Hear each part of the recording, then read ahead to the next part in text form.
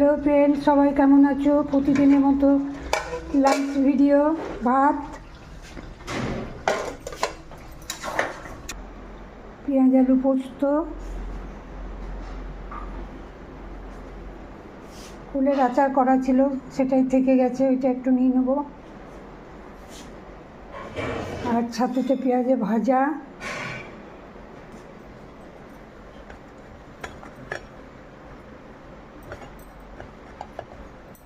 আমার ছেলে ঝাল দিয়ে পেঁয়াজ পোস্ত খায় না, তার জন্য বাটি পোস্ত।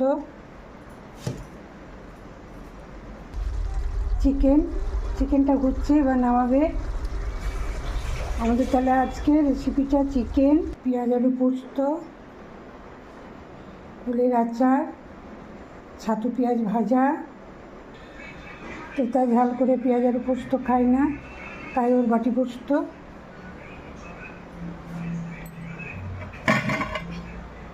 ভাত।